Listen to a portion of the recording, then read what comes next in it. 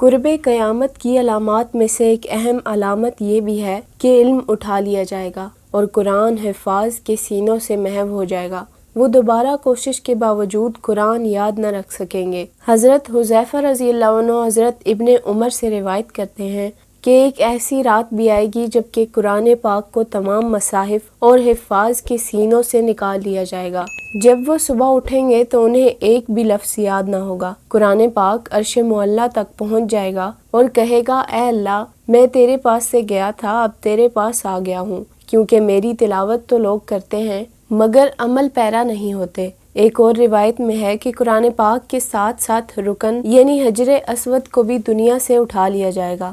حضرت عائشہ رضی اللہ عنہا سے روایت ہے کہ جب پہلی نشانیاں ظاہر ہوں گی یعنی مغرب سے سورج کا طلوع، تو کلمے گرا دی جائیں گی اور صحیفے لپیٹ لیے جائیں گے اور حفاظ سے زمین کو خالی کر دیا جائے گا۔ اب اجسام ہی اعمال پر گواہی دیں گے۔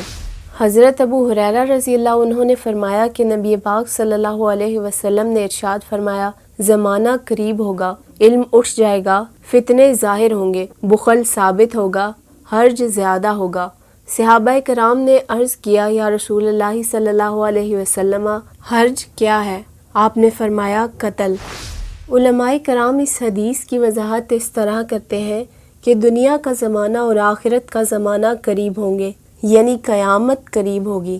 اہل زمان یعنی لوگ فتنہ و فساد اور شر انگیزیوں کے لحاظ سے ایک دوسرے کے قریب ہوں گے، عمریں کم ہو جائیں گی، زیادہ گناہوں کی وجہ سے زمانہ میں برکتیں کم ہو جائیں گی، بادشاہیاں جلدی ختم ہو جائیں گی۔ حدیث پاک میں ہے کہ حضرت انس رضی اللہ عنہ فرماتے ہیں کہ رسول اللہ صلی اللہ علیہ وسلم نے ارشاد فرمایا کہ اس وقت تک قیامت نہیں آئے گی جب تک زمانہ قریب نہ ہو جائے۔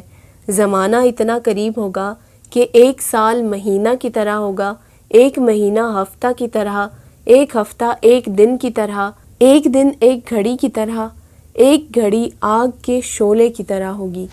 حضرت ابو ہریرہ رضی اللہ عنہ فرماتے ہیں کہ رسول کریم صلی اللہ علیہ وسلم نے فرمایا، قسم ہے اس ذات کی جس کے قبضہ قدرت میں میری جان ہے، دنیا اس وقت تک ختم نہیں ہوگی جب تک لوگوں پر وہ دن نہیں آ جاتا جب کہ قاتل کو معلوم نہیں ہوگا کہ وہ کیوں قتل کر رہا ہے اور مقتول کو معلوم نہیں ہوگا وہ کیوں قتل کیا گیا۔ صحابہ کرام نے عرض کیا، یہ کیسے ہوگا؟ آپ صلی اللہ علیہ وسلم نے فرمایا، حرج ہوگا، قاتل اور مقتول دونوں ہی جہنم میں جائیں گے۔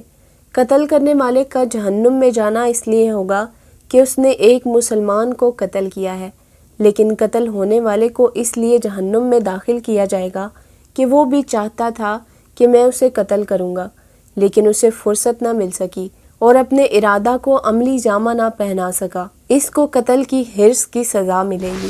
حضرت زبیر بن عدی کہتے ہیں کہ ہم حضرت انس بن مالک رضی اللہ عنہ کے پاس آئے، حجاج بن یوسف کی طرف سے ہمیں بے جا تکالیف پہنچ رہی تھی، ہم نے ان کی شکایت کی تو آپ نے فرمایا، صبر کرو، بے شک تم پر کوئی زمانہ نہیں آئے گا سوائے اس کے بعد میں آنے والا ہر زمانہ پہلے سے زیادہ شر ہوگا، یہاں تک کہ تمہاری ملاقات رب تعالی سے ہو جائے۔ یہ میں نے نبی کریم صلی اللہ علیہ وسلم سے سنا ہے۔ اسی طرح طبرانی نے حضرت ابو دردہ رضی اللہ عنہ سے مرفوع حدیث بیان کی ہے کہ جو سال بھی آئے گا اس میں خیر یعنی بھلائی کم ہوتی چلی جائے گی اور شر یعنی فساد بڑھتا چلا جائے گا۔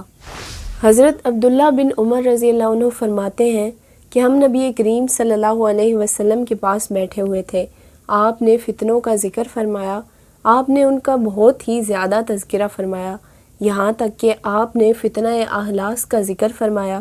کسی نے پوچھا کہ وہ فتنہ اہلاس کیا چیز ہے؟ تو آپ نے فرمایا، یہ بھاگنا اور لڑنا ہے۔ بھاگنا یعنی بعض لوگوں میں اتنی زیادہ عداوت اور لڑائیاں ہوں گی کہ وہ ایک دوسرے سے بھاگیں گے، ایک دوسرے سے اعتماد اٹھ جائے گا، بعض لوگ بعض لوگوں کو دشمن سمجھیں گے۔ لڑائی یعنی ایک دوسرے کا مال ناحق لے لیں گے، دوسرے کے اہل و عیال کو ناحق ستائیں گے اور دوسروں کی بیویاں اغوا کر کے لے جائیں گے، اس لیے ان کے درمیان لڑائی ہوتی رہے گی۔ پھر نبی پاک صلی اللہ علیہ وسلم نے فتنہ سرا کا ذکر فرمایا۔ سرا کا معنی خوش ہونا ہے، یعنی یہ مسلمان آپس میں لڑیں گے اور دوسری قومیں ان کے اس حال کو دیکھ کر خوش ہوں گی۔ اور اسی طرح یہ اپنے مال و دولت اور عیش و عشرت کے زیادہ اسباب مہیا ہونے کی وجہ سے خوش ہو کر گناہوں میں مبتلا ہوں گے۔ یہ بہت بڑا فتنہ ہوگا۔ پھر آپ صلی اللہ علیہ وسلم نے فرمایا، ان کا دھواں میرے قدموں کے نیچے ہے، یعنی ان واقعہ ہونے والے فتنوں کے آثار و نشانات کو میں اس طرح دیکھ رہا ہوں جس طرح دھوئیں کو دیکھ کر آگ کا علم حاصل ہوتا ہے۔ اسی طرح تا قیامت واقع ہونے والے فتنے نبی کریم صلی اللہ علیہ وسلم کے سامنے تھے۔ حضرت ابو ہریرہ رضی اللہ عنہ فرماتے ہیں کہ بے شک نبی کریم صلی اللہ علیہ وسلم نے فرمایا، اس وقت تک قیامت قائم نہیں ہوگی جب تک دو بڑی جماعتوں میں عظیم لڑائی نہ ہو جائے، حالانکہ ان دونوں کا دعویٰ ایک ہی ہوگا، یعنی دونوں اسلام کے دعوے دار ہوں گے۔ اللہ تبارک و تعالیٰ سے دعا ہے کہ اللہ کریم ہمیں دین اسلام پر استقامت عطا فرمائے اور قیامت کے دن حضور نبی کریم صلی اللہ علیہ وسلم کی شفاعت نصیب فرمائے۔ آمین ثم آمین۔ امید کرتی ہوں کہ آپ کو آج کی یہ انفارمیٹیو ویڈیو پسند آئی ہوگی۔ اگر آپ کو یہ ویڈیو اچھی لگے تو ویڈیو کو لائک کر دیں اور میرے چینل کو سبسکرائب کر لیجئے اور بیل آئیکن کو بھی پریس کر دیں۔ جزاک اللہ۔